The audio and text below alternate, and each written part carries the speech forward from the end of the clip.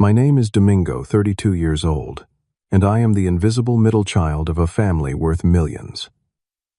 Despite my successful career as a software developer, I have always lived in the shadows of my siblings. For years, I watched my sister Eliza receive everything while I got forgotten scraps of attention. But when my parents completely ignored my birthday while surprising her with a fully paid luxury house that same day, something inside me finally broke. I decided to vanish from their lives entirely. What I never expected was how ridiculous their attempts to find me would become. Before I dive into this story, let me know where you are watching from in the comments. And if you have ever felt invisible in your own family, hit that subscribe button. Growing up in our sprawling colonial home in Westport, Connecticut, was like living in a carefully curated museum where some exhibits received spotlights while others collected dust in forgotten corners. Our 5-bedroom house, with its manicured 3-acre lawn and heated indoor pool, screamed success to everyone who drove past. My father, Thomas, built his fortune as an investment banker for one of the top firms in New York City, commuting each day in his sleek black Mercedes, while my mother, Sophia, a former Miss Connecticut who never let anyone forget her pageant, days managed our family image with the precision of a military strategist. From my earliest memories, the hierarchy in our family was crystal clear. My older brother Jackson was the golden child, the heir apparent who would follow in our father's financial footsteps. He received a custom-built treehouse at age 8 that cost more than what some people spend on a used car. I still remember helping our contractor carry supplies up to the oak tree while dreaming about playing in it, only to have Jackson declare it off limits to me once it was finished. Then there was Eliza, 5 years younger than me, and treated like royalty from her first breath. When she wanted riding lessons at age 6, my parents purchased not just lessons but an actual pony that lived in our small stable. Meanwhile, when I asked for computer programming books that same year, my father scoffed and said, "Computers are for people who can't handle real business." Christmas mornings told the whole story of our family dynamic. One year when I was 12, I watched as Jackson unwrapped a custom golf club set and Eliza squealed over an elaborate dollhouse that took up half of her already oversized bedroom. My gift was a generic sweater from a department store, still bearing the clearance tag my mother had forgotten to remove.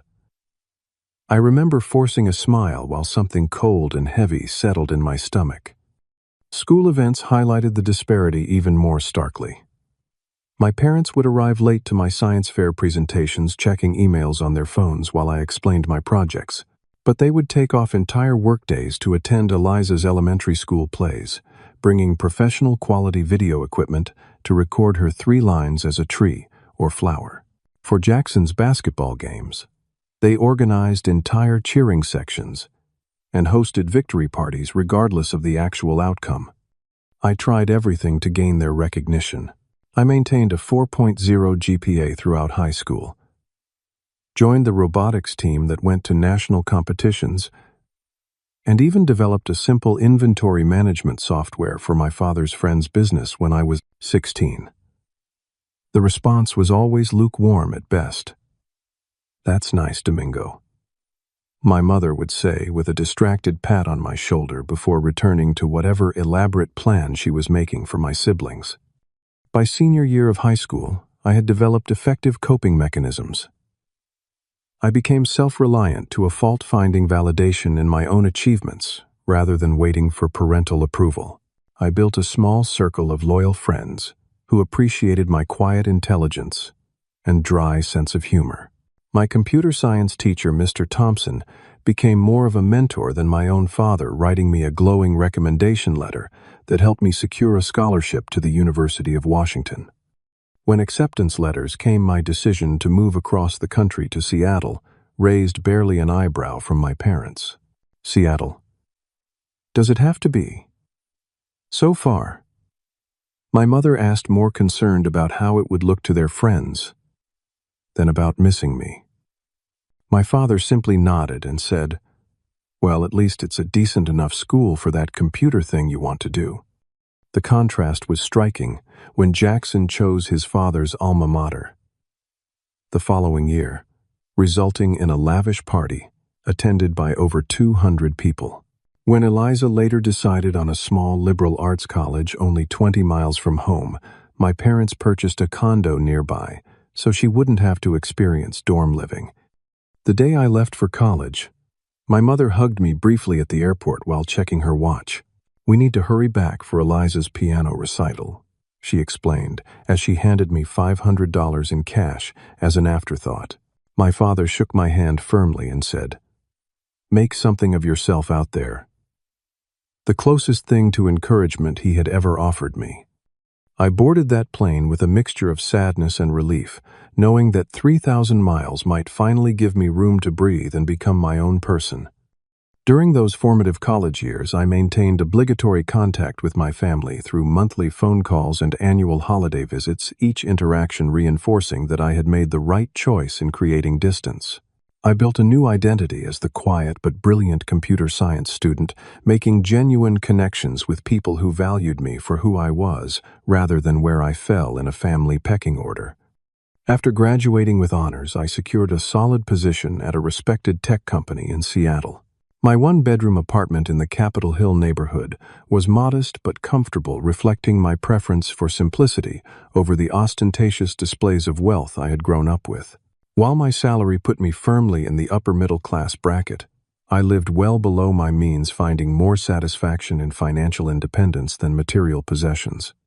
My 10-year-old Toyota served me perfectly well, even as my social media feeds filled with photos of Jackson posing beside his new Porsche or Eliza lounging on the deck of our parents' vacation yacht. The contrast between my lifestyle and my family's extravagance became even more pronounced whenever I would fly back east for obligatory holiday gatherings. My parents had upgraded to an even larger 7-bedroom estate with an indoor swimming pool and tennis court. Each visit featured my mother giving me the same tour as if I had never seen it before, pointing out new acquisitions with pride while subtly commenting that I should aim higher in my career so I could enjoy similar luxuries someday. "Your brother just closed a $20 million deal last month," my father would inevitably mention during dinner, clapping Jackson on the shoulder with obvious pride.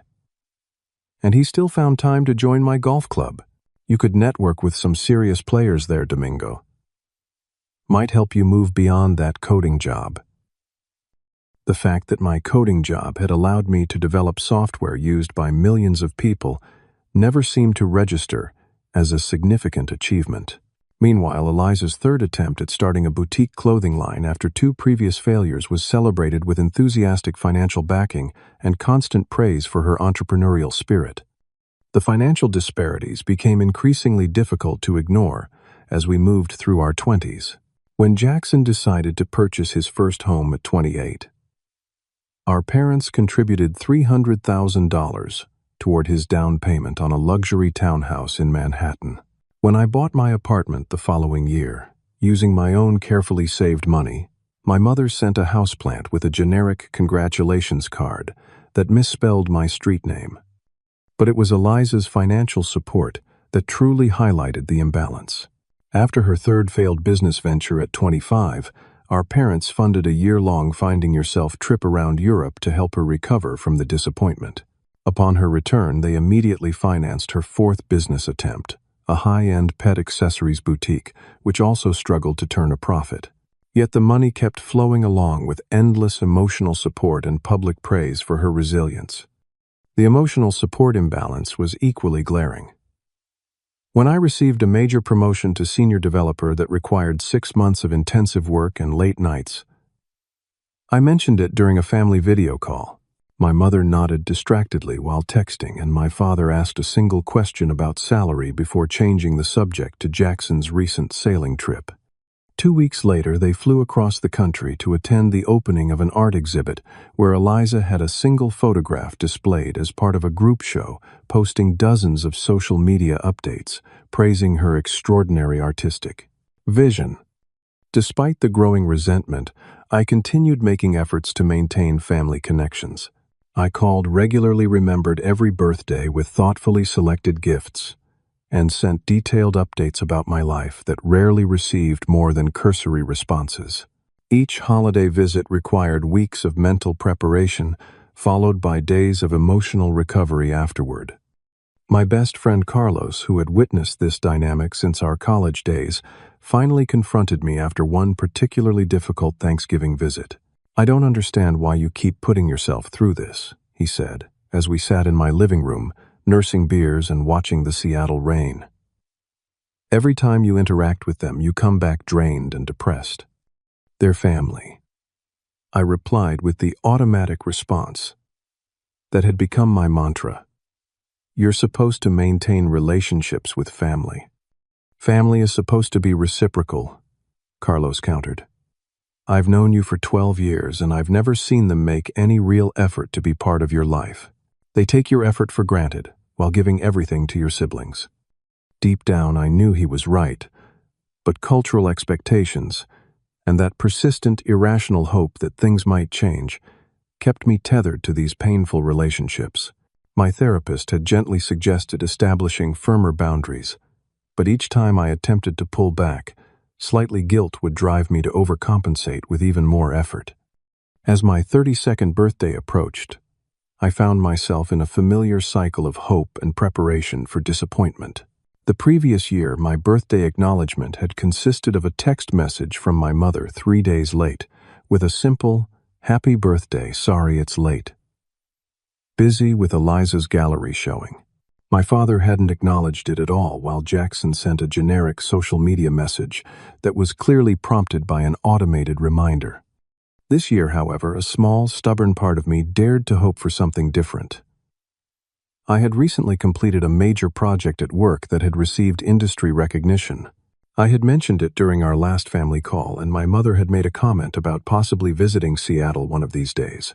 I allowed myself to imagine that perhaps my birthday might prompt that visit, or at least a phone call rather than a belated text. That fragile bubble of hope was about to be shattered more completely than I could have possibly imagined. My 32nd birthday fell on a crisp Seattle Tuesday in October. I woke up with that peculiar mixture of hope and preemptive disappointment that had become my birthday tradition. The rational part of my brain reminded me to keep expectations low, while a stubborn, childish part still whispered that this year might be different. I started my day with a small indulgence. A specialty coffee from my favorite cafe around the corner, where the barista Luna surprised me with a free pastry after I mentioned it was my birthday. "Everyone deserves something special today," she said with a genuine smile that made me wonder why strangers could show more thoughtfulness than my own family. At work, I kept my phone visible on my desk, stealing glances between coding sessions and meetings. By lunchtime, the screen remained stubbornly notification-free from any family members. My team lead, Anthony, noticed my distraction and asked if everything was okay. "It's my birthday," I explained with a forced smile. "Just waiting for some calls from family back east." "Well, happy birthday, man," he said, giving my shoulder a friendly squeeze. "Let me take you to lunch.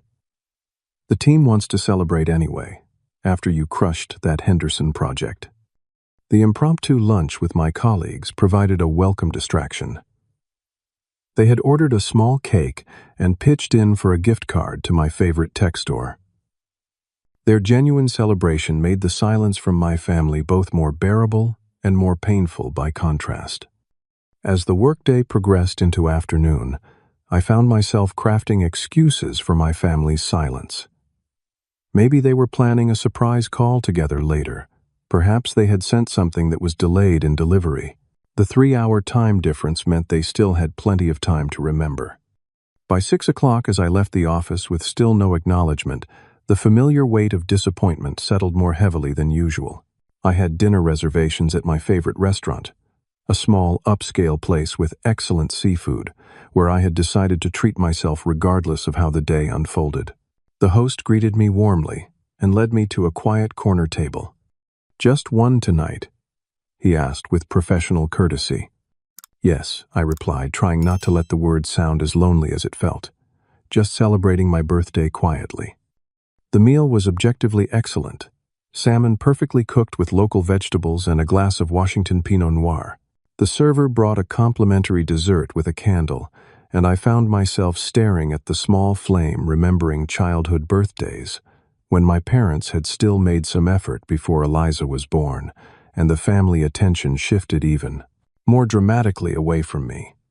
Back at my apartment, I poured a finger of whiskey and finally allowed myself to check social media, something I had been avoiding all day to prevent the disappointment from overwhelming me.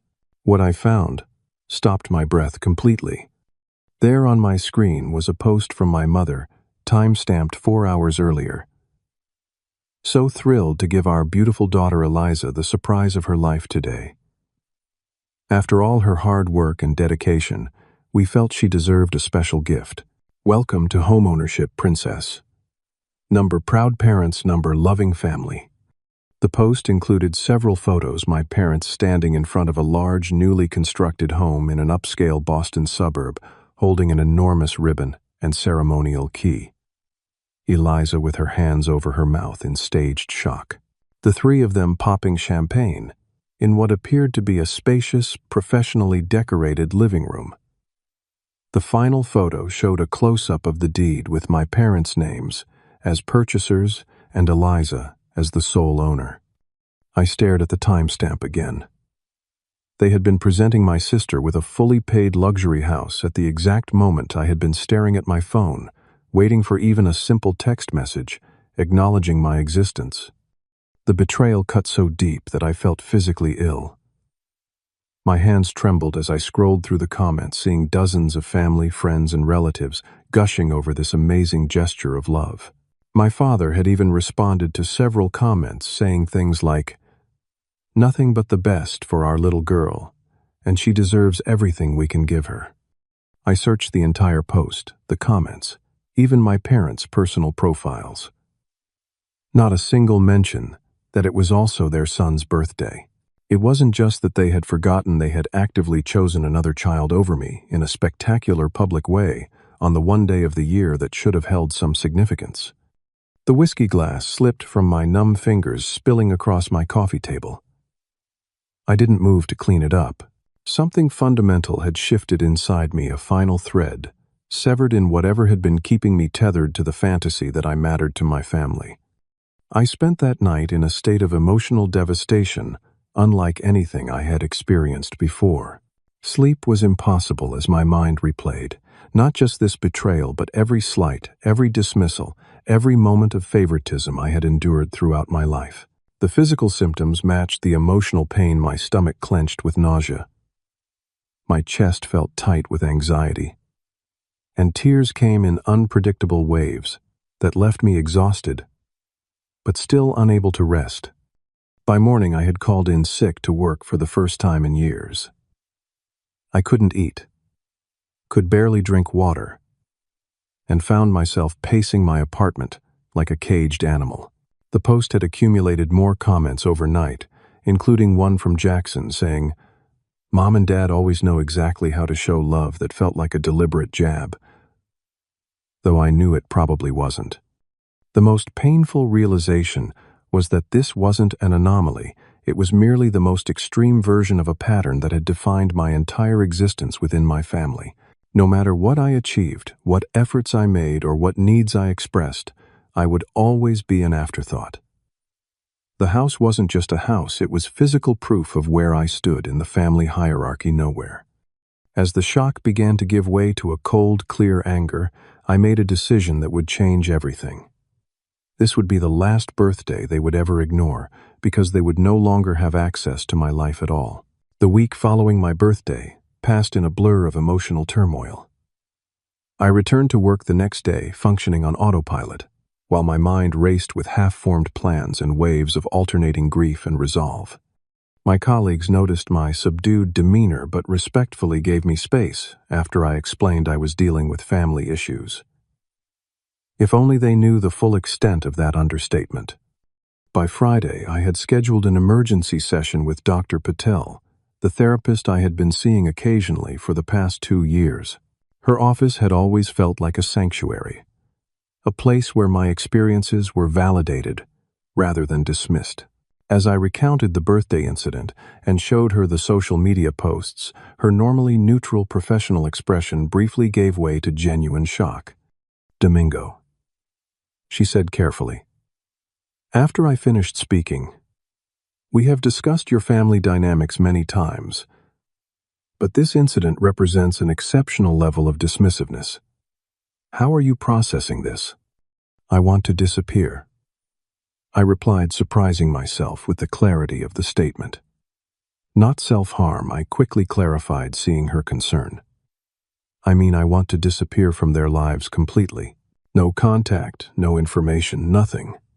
Dr. Patel nodded slowly. "That desire is understandable given the circumstances.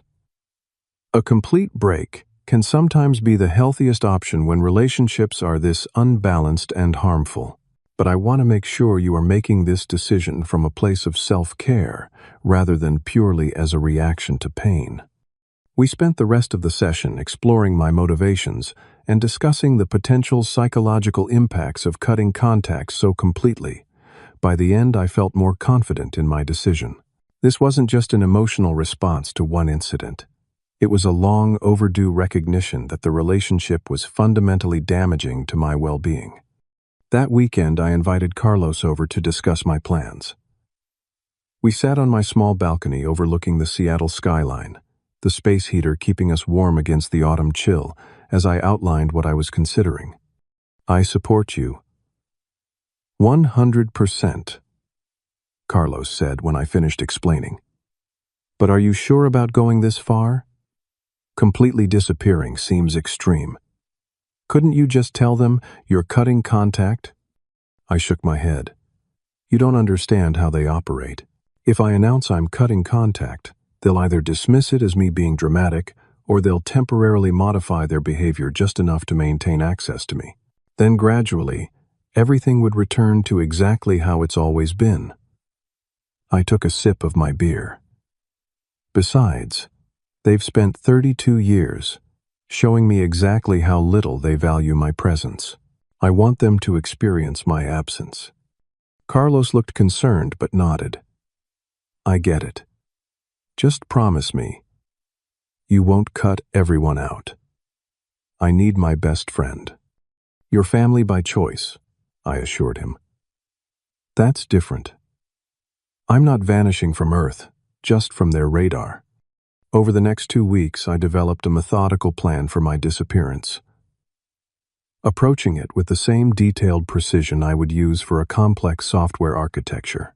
Each element required careful consideration to ensure a clean break that couldn't be easily tracked or circumvented.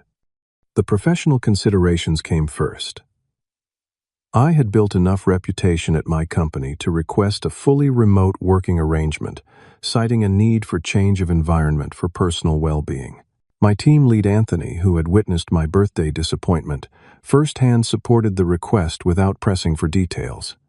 This would allow me to relocate without sacrificing my career or creating financial vulnerability. Financial preparations were equally important. I opened new accounts at a different bank, gradually transferring my savings in amounts small enough not to trigger any notifications on the joint family account I had never gotten around to removing my parents from. I arranged for a new credit card under my name only, and began paying cash for any purchases that might be used to track my movements. Reducing my digital footprint required particular attention. I didn't want to disappear from the internet entirely. That would be suspicious and potentially harmful to my career. Instead, I created what I called a selective digital presence. I maintained my professional profiles but locked down all personal social media accounts, removed family members and their close friends, and changed my privacy settings to their most restrictive options. I purchased a new phone with a different number, transferring only selected contacts and setting up forwarding for important communications. Finding a new home was perhaps the most challenging aspect.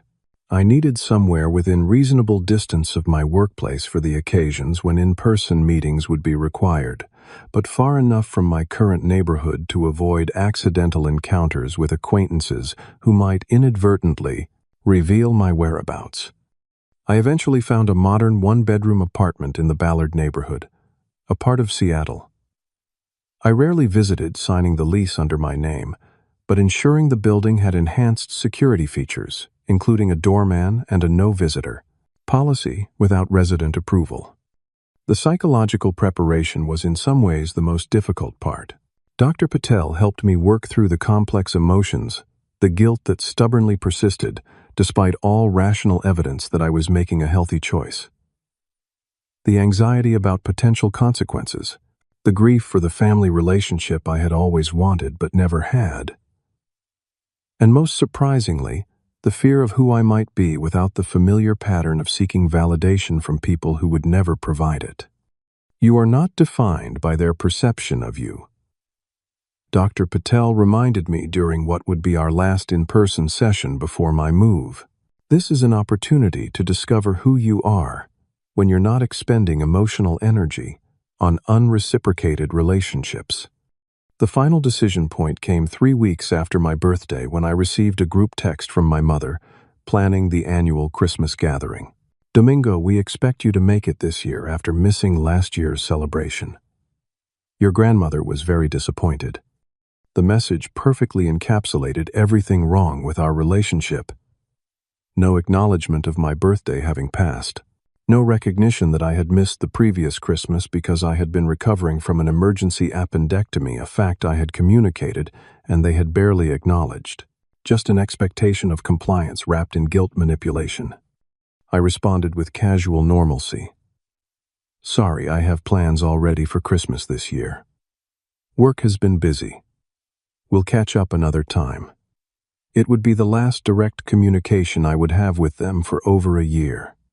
That night, I finalized every aspect of my plan and set a date. In 2 weeks, Domingo, as they knew me, would vanish completely from their lives. The morning of my disappearance felt surprisingly ordinary. November sunshine filtered through Seattle clouds as I took one last walk through my Capitol Hill neighborhood. I nodded goodbye to the barista at my regular coffee shop, dropped off a box of books at the local library, and took a final loop around the park where I had spent countless weekend afternoons reading or coding on my laptop. My possessions had been systematically reduced over the previous weeks. I had donated furniture, sold electronics, and given away anything that felt tied to my old identity. What remained fit into my Toyota in a single trip closed my professional equipment, a few cherished books, and a small box of truly meaningful mementos that held no connection to my family. I turned in my keys to the building manager with a simple explanation about a new job opportunity, then drove across town to my new Ballard apartment. The building was modern with clean lines and enhanced security, a 6-story complex with a courtyard and rooftop garden. My unit on the 4th floor featured large windows overlooking Puget Sound in the distance, a complete departure from my previous east-facing apartment.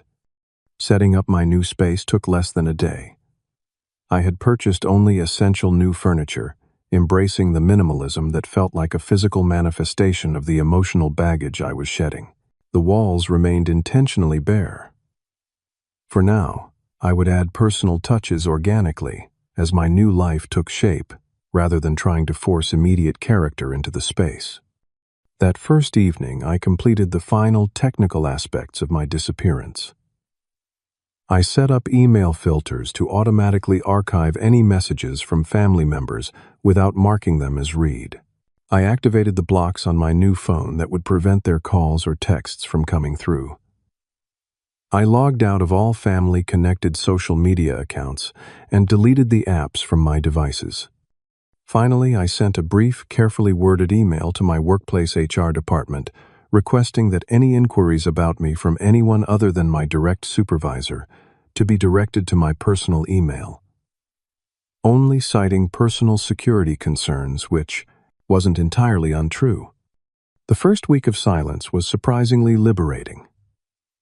Each morning I woke, without immediately checking my phone for family messages that would inevitably disappoint. Each evening I relaxed without the background anxiety of obligations to people who didn't value me. My remote work arrangement allowed me to establish new routines, centered entirely on my own preferences and well-being. But the emotional adjustment wasn't entirely smooth. Despite all logical reasons for my decision, waves of guilt would occasionally crash over me, usually at unexpected moments. Passing a family restaurant and seeing parents with their adult children sharing a meal. Overhearing a phone conversation where someone enthusiastically talked with their mother. These moments would trigger a complex cocktail of emotions, grief for what I had never had doubt about my decision, and a deep-seated loneliness that no rational justification could completely erase. Dr. Patel had prepared me for these responses. We continued our sessions via secure video calls, working through these feelings as they arose. Remember that grief for the relationship you deserved but never had is a natural part of this process, she reminded me during a particularly difficult session around the 3-week mark. You can acknowledge that pain without it meaning your decision was wrong. As the initial emotional turbulence began to settle, I focused on building new connections and routines. I joined a community garden on my building's rooftop, meeting neighbors who shared interests in sustainability and local food. I found a nearby tech meetup group that gathered weekly to discuss emerging technologies, providing professional connection and the beginnings of new friendships. My apartment gradually began to reflect my evolving identity. I purchased a small set of houseplants, enjoying the simple responsibility of caring for something that thrived under my attention. I hung abstract art that I selected purely based on my own aesthetic preferences, without considering what anyone else might think of it. I rearranged furniture to optimize my space for my own comfort, rather than for entertaining others, a small but significant shift in mindset. Carlos remained my anchor to my previous life, the one person who knew both where I was and why I had disappeared. We met regularly for drinks or dinner, always in my neighborhood, to minimize any chance encounters with mutual acquaintances from my previous social circles. He respected my boundaries completely, never pressuring me to reconnect with my family, but providing crucial emotional support during difficult moments. You seem different, he commented about 4 months into my new life, as we shared beers at a microbrewery near my apartment. More relaxed, more you. I feel different, I acknowledged. It's like I've been holding my breath for 32 years without realizing it, and I'm finally learning how to breathe normally. The professional distance from my office actually improved my work performance. Without the emotional drain of family dynamics, I found more creative energy for challenging projects. My team adapted quickly to the remote collaboration, and my career continued to advance with a promotion to technical lead on a new initiative. I developed a friendship with my neighbor Elena, a graphic designer with a wry sense of humor, who had also moved to Seattle to escape complicated family dynamics on the opposite coast. Our shared experience of creating chosen family created an immediate bond, and our weekly movie nights became a highlight I looked forward to. 6 months passed in this new reality, a complete radio silence from my perspective. Though I would later learn that, from my family's viewpoint, this period had been anything but quiet. I first learned about my family's reaction to my disappearance through Carlos, who had maintained loose connections with some of our college friends, who occasionally interacted with my brother Jackson through professional.com networks. What began as casual updates evolved into increasingly amusing reports of my family's escalating and misguided attempts to locate me. You know, they didn't even notice you were gone for the first 3 weeks, right? Carlos told me over dinner approximately 7 months into my new life. Your mother apparently sent you a text about Christmas decorations and just assumed you were busy when you didn't respond. It was only when she sent formal holiday party invitations and yours came back with, "No longer at this address," that they realized something might be up. According to Carlos, the initial reaction was exactly as I had predicted: dismissal of my absence, as Domingo being dramatic again. My father reportedly told relatives at their annual Thanksgiving gathering that I was probably just busy with work and would get over whatever is bothering him eventually. My mother apparently scrolled through her phone to show everyone the last text I had sent declining Christmas plans, as evidence that nothing was truly wrong. It took until mid-December, nearly 2 months after I had disappeared, for genuine concern to begin. My sister Eliza, perhaps feeling some belated guilt about the house situation, had apparently tried calling me repeatedly over a 2-day period, becoming increasingly agitated when each call went straight to voicemail. This triggered the first wave of serious contact attempts, a barrage of calls, texts, and emails that my carefully constructed filters ensured never reached me. Their next approach revealed how little they actually knew about me. They began sending expensive gift packages to my old address items that reflected their interests rather than mine. A designer watch similar to ones my father collected, gourmet food baskets featuring foods I had repeatedly mentioned, disliking, and oddly a set of golf clubs, despite the fact I had never shown any interest in the sport. When these material enticements failed to produce results, my father apparently resorted to more invasive tactics. Carlos heard through our mutual friend Ben that my father had attempted to use his banking connections to track my financial activity, only to discover that all the accounts he had access to information about were now dormant.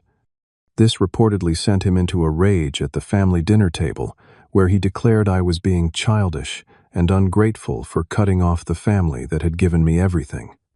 My mother's approach proved equally ineffective, but considerably more dramatic.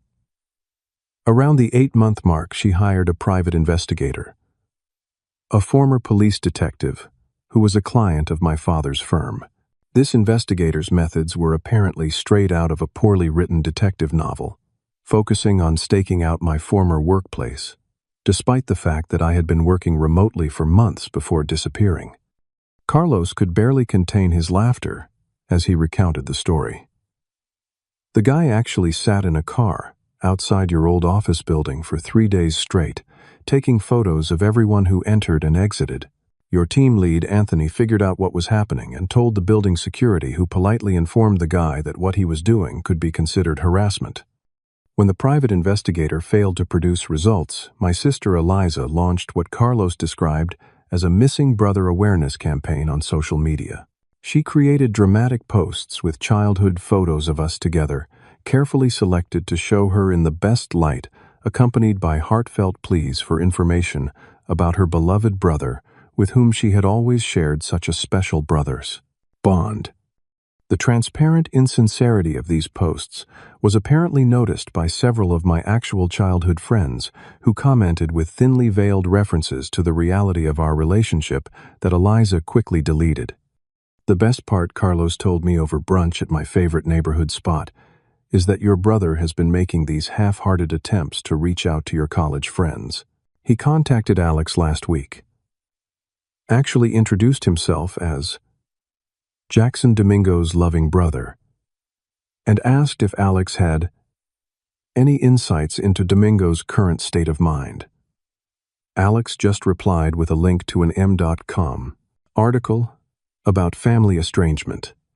Perhaps the most ludicrous effort came around the 10-month mark, when my parents apparently decided that financial incentives might succeed where emotional manipulation had failed.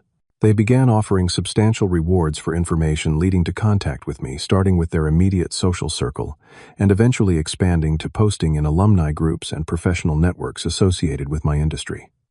Carlos showed me a screenshot of one such post, which read, "Concerned parents seeking information about Domingo Alvarado. Substantial financial reward for confirmed current contact information. Family emergency requires immediate communication." The fabricated emergency was a particularly offensive touch, and the comments section was filled with uncomfortable questions about why an adult son would go to such lengths to avoid contact. The situation reached peak absurdity when my parents flew to Seattle around the 1-year anniversary of my disappearance. Having finally realized I might still be in the same city but simply avoiding them, they arrived without warning and appeared at my former workplace in person, creating a scene in the reception area that required security intervention. "Your team lead called me," Carlos explained, "because apparently your dad was showing your photo to everyone and offering $100 bills for information. He said your mom was literally in tears in the lobby while your dad was getting increasingly aggressive with the receptionist. They were eventually escorted out, but not before your dad threatened to sue the company for harboring you or some equally ridiculous claim." Following this failed office ambush, My parents apparently spent several days attempting to befriend residents of my former apartment building, spinning elaborate stories about their concerns for my well-being and offering cash for access to the building. The property manager eventually had to issue a formal notice prohibiting them from the premises. The final desperate attempt came in the form of a quarter-page advertisement in Seattle's major newspaper featuring a family photo from years earlier and offering a significant reward for information regarding the whereabouts of our son Domingo. The ad included a specially created email address and phone number, along with a message that strained credulity. We miss our beloved son every day and only want to restore our previously close relationship. Carlos saved that newspaper for me, and seeing the fabricated narrative of our previously close relationship provided an unexpected form of validation. It confirmed that my parents lived in a completely different reality, one where they had been loving, attentive parents rather than the neglectful, preferential people I had actually experienced. Their inability to acknowledge the true nature of our relationship explained why they found my disappearance so baffling they couldn't recognize what they had done because they couldn't see who they truly were. Throughout all these increasingly desperate and misguided attempts, one thing became crystal clear. Despite claiming to want to find me so urgently, my family had made no efforts in the directions that might actually succeed. They never reached out to Dr. Patel, whose name they had from insurance records. They never contacted the community organizations where I had volunteered. They never spoke with my actual close friends rather than peripheral acquaintances.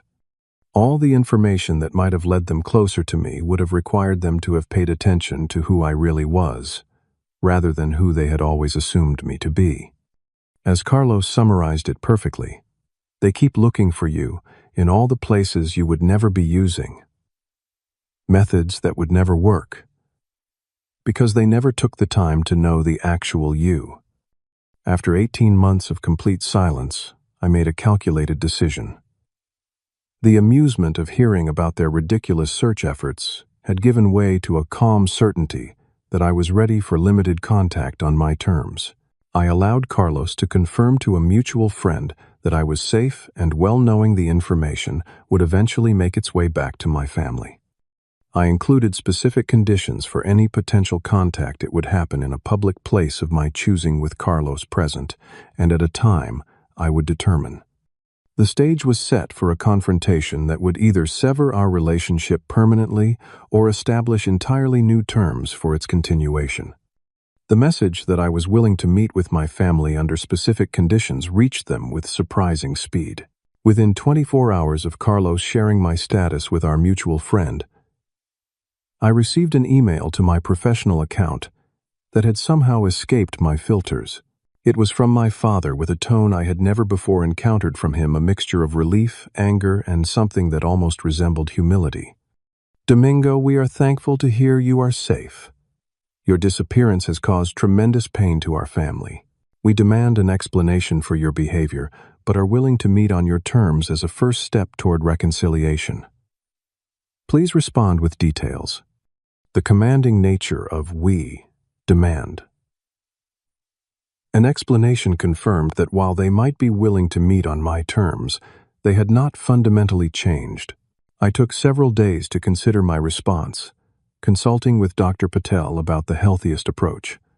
Remember that you control this interaction, she advised.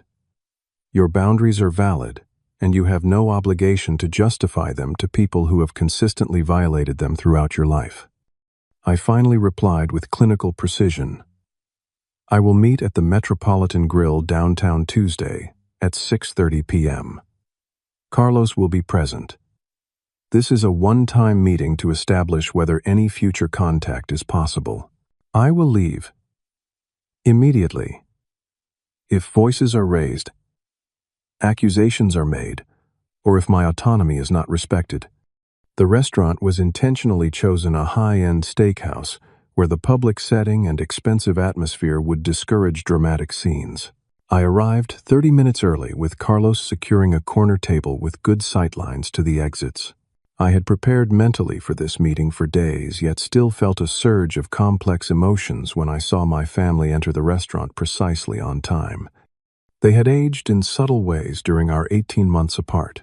My father's hair showed more gray at the temples. My mother's carefully maintained appearance seemed slightly less polished than her usual standard, and even Eliza looked less carefree than her social media images suggested. Jackson appeared largely unchanged, his expression maintaining the slightly bored superiority I remembered so well. As they approached the table, I remained seated, a small but significant deviation from the deference I would have shown in the past. Carlos sat supportively at my side, his presence a reminder that I was no longer alone in facing my family dynamics. Domingo. My mother spoke first, her voice catching slightly. "You look well." The surprise in her tone suggested she had expected my appearance to have deteriorated without their presence in my life. "I am well," I confirmed, simply gesturing for them to sit. Once seated, an uncomfortable silence fell over the table. In the past, I would have rushed to fill it to ease their discomfort. This time I waited calmly, allowing them to navigate the conversation they had so urgently sought. My father cleared his throat. "I think we deserve an explanation," he began, his tone already straying into the commanding territory I had explicitly warned against. "Do you have any idea what you put your mother through? The worry, the embarrassment among our friends?" I met his gaze steadily. "I believe I was clear about the conditions of this meeting. If you wish to continue, I suggest reconsidering your approach." The directness of my response visibly startled him. My father had always expected immediate compliance, particularly from me. My sister Eliza seized the opening with a performance I might have found convincing, had I not known her so well. A tearful outpouring about how worried they had all been, how they had searched everywhere for me, how she had been absolutely devastated by my absence. "We just want to understand what happened," she concluded deftly, positioning herself as the wounded party. "We were always such a close family." "Were we?" I asked quietly. The simple question hung in the air, challenging the entire narrative they had constructed about our relationship. Jackson, ever the pragmatist, attempted to mediate. "Look, if this is about the house thing, we can talk about that. Mom and Dad have always tried to be fair with all of us, but if you felt overlooked, there are better ways to address it than disappearing for over a year." I took a slow sip of water, gathering my thoughts. This meeting isn't about explaining or justifying my choices. I am an adult who decided to remove myself from relationships that were consistently harmful to my well-being. The fact that you immediately assume this must be about jealousy over material possessions rather than decades of emotional neglect speaks volumes. My mother's perfectly maintained facade cracked slightly. "Emotional neglect. We gave you everything you needed. Education, opportunities, a stable home. You gave me things," I corrected gently. "Not attention, not recognition, not emotional support." My birthday last year was merely the final example in a lifelong pattern. A flicker of genuine confusion crossed my father's face. "Your birthday? What about your birthday?" The fact that he genuinely didn't remember or connect my disappearance to their complete dismissal of my 32nd birthday while giving my sister a house that same day confirmed everything I had come to understand about my place in the family. Over the next hour, I calmly laid out specific examples of the pattern that had defined our relationship, instances of favoritism, dismissal of my achievements, and emotional unavailability that had accumulated throughout my life. I spoke without accusation or anger, simply stating facts as I had experienced them. Carlos occasionally added his perspective as a witness to many of these dynamics, his presence lending weight to my account. My family's reactions evolved throughout the conversation. Initial defensiveness gave way to uncomfortable recognition in my mother's case, continued resistance from my father, performative remorse from Eliza, and surprisingly growing thoughtfulness from Jackson. "If you felt this way," my father finally asked, genuine bewilderment in his tone, "why didn't you ever say anything?" "I did," I replied simply. "In hundreds of ways for decades. I stopped trying when I realized you weren't listening." As the main course arrived, I shifted the conversation to the future. "I'm not interested in assigning blame or rehashing the past indefinitely. What matters now is whether there's a possibility for a different kind of relationship moving forward."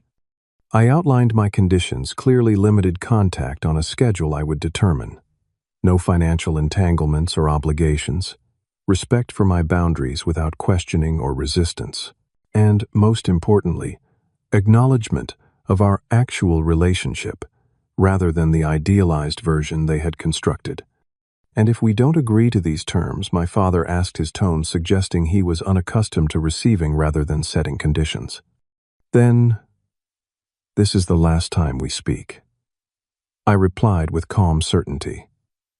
My life has become healthier and more fulfilling, without the constant effort of seeking recognition from people unwilling to provide it. I'm open to a new relationship if it's based on mutual respect, but I no longer need it to feel complete.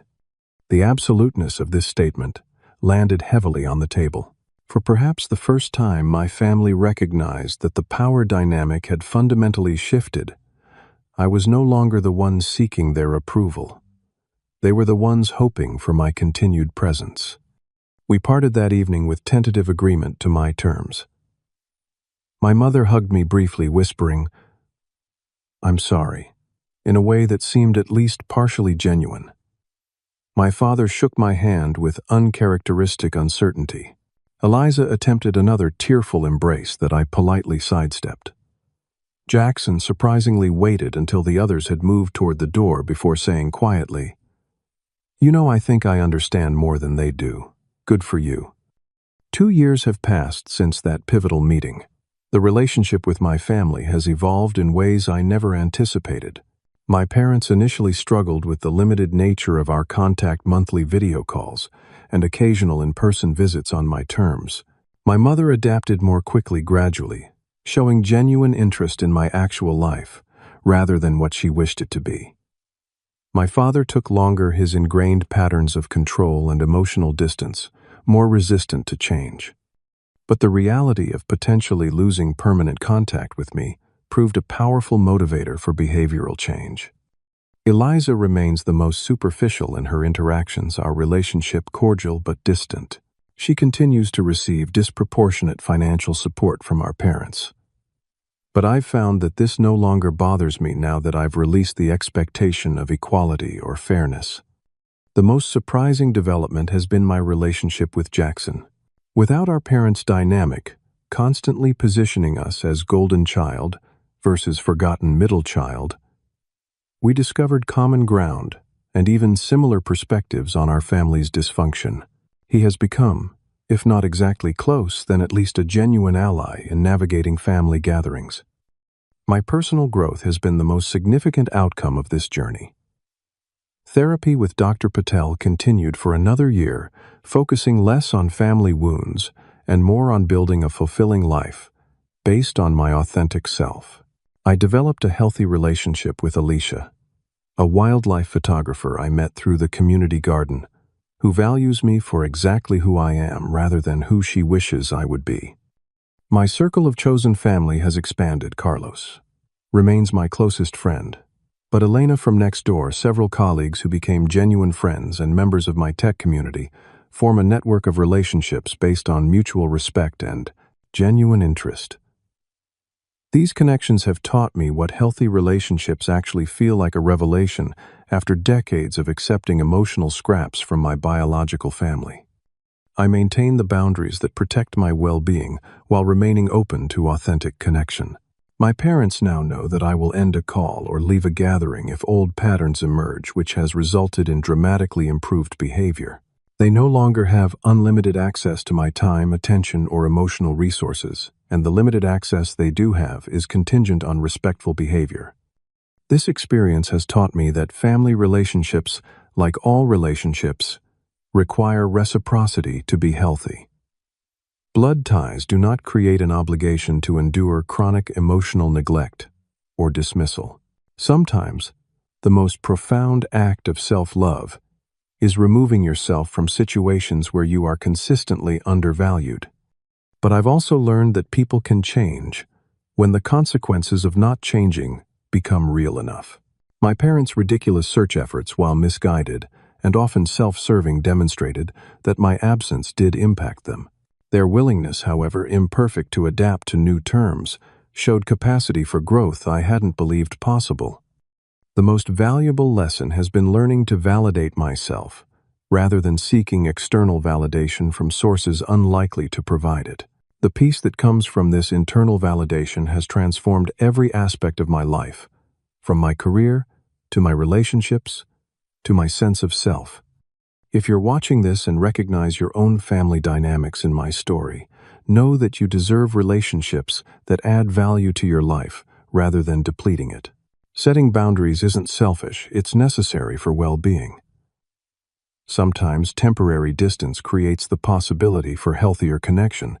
Other times, permanent distance is the only path to peace.